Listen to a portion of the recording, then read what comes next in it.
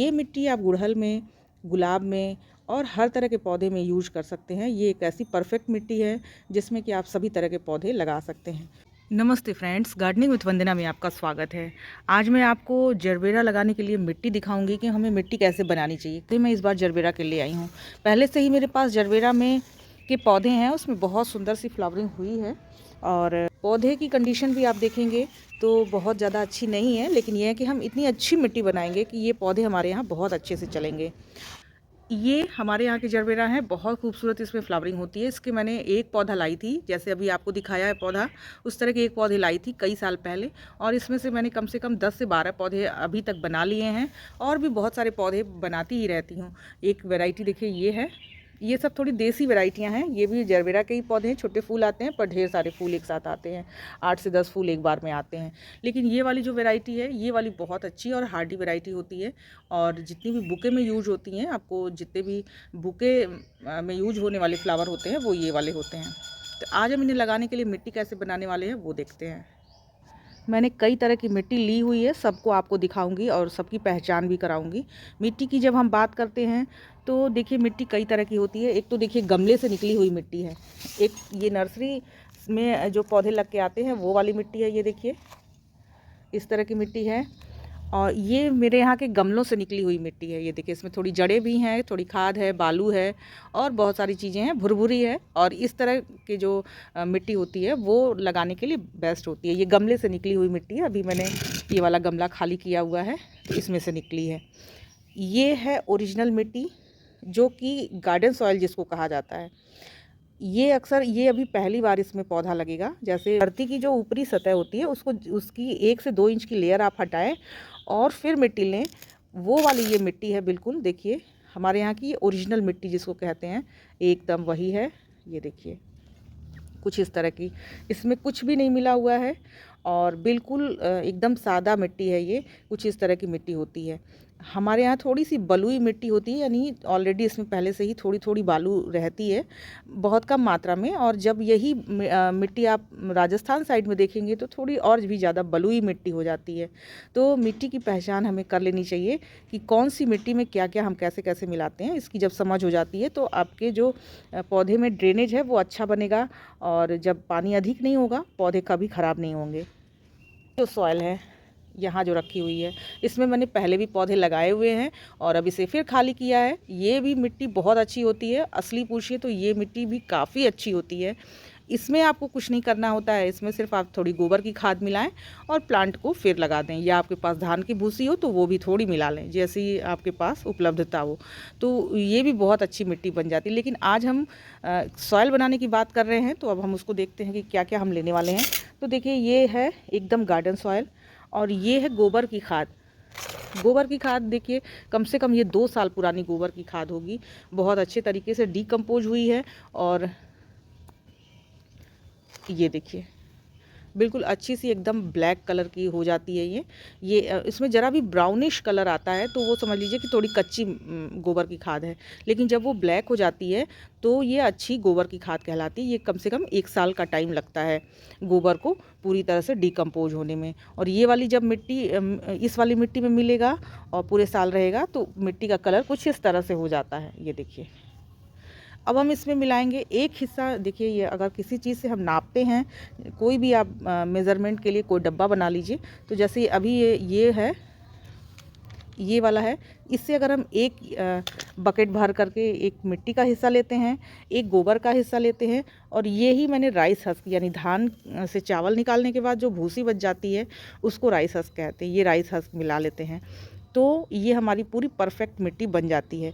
इसमें हम एक हिस्सा बालू भी मिलाते हैं, बालू जो लाल रंग की बालू आती है उसको भी मिला लेते हैं। तो ये चारों का परफेक्शन जो बनता है, यानी एक हिस्सा आपने मिट्टी ले लिया, इसी के बराबर ही आपने ये गोबर की खाद ले ली, और इतने के बराबर ही आपने राइस हस्क ले लिया, और इतने के बराबर ही आपने बालू ले लिया। तो ये जो चारों का कॉम्बिनेशन बनेगा वो बहुत बेहतरीन तरीके से बनेगा।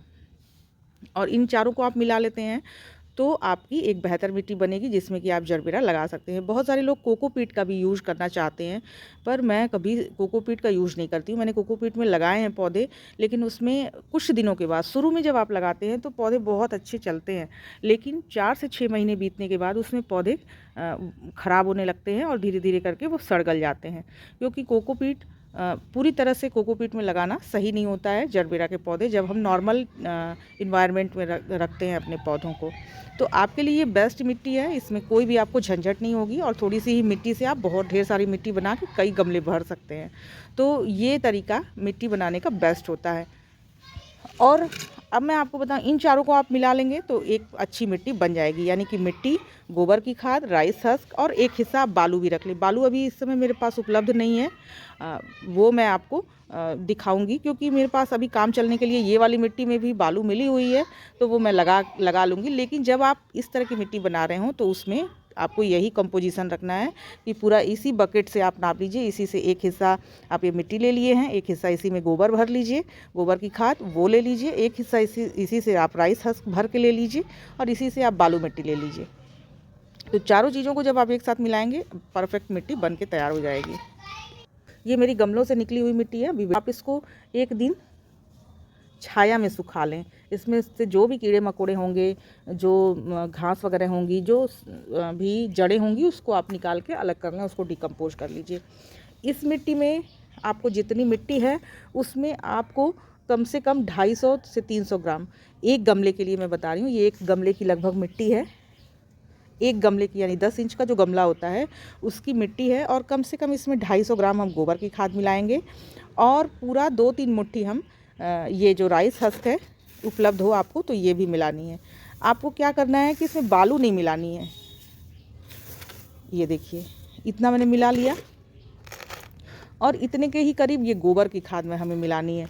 गोबर की खाद देखिए आपको खड़ा खड़ा दिखाई दे रहा होगा, तो ये जब ज़मीन पे आप रख देते हैं कुछ दिनों के लिए तो ये ऐसे गोबर के जो टुकड़े हैं वो बन जाते हैं। तो जो टुकड़े नहीं फूट रहे हैं वो मैंने अलग कर लिया है, उसका लिक्विड खाद बना के पौधों में दे दूँगी। और जो हिस्सा ये देखिए,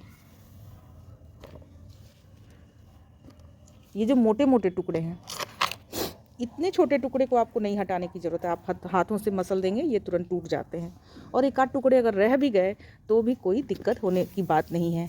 और इन्हें जो गमलों से निकली हुई मिट्टी है उसको हम मिला लेंगे ऐसे, तो ये पूरी परफेक्ट मिट्टी बन जाती है और आपके जितने भी पौधे हैं जरबेरा के वो लगाने के लिए बेस्ट तरीका है। तो देखिए इसी तरह से ये देखिए, अब मिट्टी का आप टेक्सचर देखेंगे तो ये बिल्कुल अच्छा सा एकदम भुरभुरा सा है। इससे आपके यहाँ के जो गमले हैं वो भी हल्के होंगे और पौधे भी बड़े खुश रहते हैं इस तरह के पौधे, इस तरह की मिट्टी बना लेने से। ये जो मैंने मिट्टी बनाई हुई है आप देखेंगे, इधर आप देखेंगे मैंने इस तरह से बहुत ढेर सारी मिट्टी पहले से ही बना के रख ली हुई है। ये देखिए कितनी भुरभुरी मिट्टी है। इस तरह की देखिए मिट्टी जब हमारी बन जाती है तो इसमें ये जरबेरा के पौधे बहुत अच्छे से चलेंगे। और अगर आपके पास ये राइस हस्क नहीं है तो हम क्या करें, तो आप इसको बालू जो लाल वाला बालू होता है कंस्ट्रक्शन में यूज होता है, वो वाला बालू आप इसकी जगह मिला सकते हैं। अगर दोनों हैं आपके पास तो आप दोनों मिला लीजिए, लेकिन गार्डन सॉइल में आपको मिलाना है, इस तरह वाली सॉइल में। ये देखिए इस तरह वाली सॉइल में आपको दोनों चीज़ें मिलानी है। और गमले से निकली हुई मिट्टी है, आपने पहले से पिछले साल बालू मिलाया हुआ था, तो इस साल आपको बालू मिलाने की ज़रूरत नहीं है, केवल आप गोबर खाद और राइस हस्क मिला दिए, उतने में ही आपका काम चल जाएगा। तो ये थी आपको परफेक्ट मिट्टी बनाने का तरीका। पूरे डिटेल में मैंने बता दिया है कि पुरानी मिट्टी को भी आप यूज कर लीजिए, या अगर नई मिट्टी में बना रहे हैं तो उसमें कैसे बनाना है। तो मैंने ढेर सारी पुरानी मिट्टी से ही इसमें गोबर खाद मिलाई है और राइस हस्क मिलाया है, उतने में कंप्लीट मिट्टी तैयार हो गई है। राइस हस्क नहीं हो तो आप केवल गोबर की खाद और बालू मिला सकते हैं, बस इसके अलावा आपको कुछ और नहीं मिलाना है। वीडियो अच्छी लगी हो, इन्फॉर्मेटिव लगी हो तो इसे लाइक ज़रूर करिएगा, और मेरे चैनल में नए हो तो गार्डनिंग से रिलेटेड वीडियोस देखने के लिए आप मुझे सब्सक्राइब भी कर सकते हैं। नमस्ते फ्रेंड।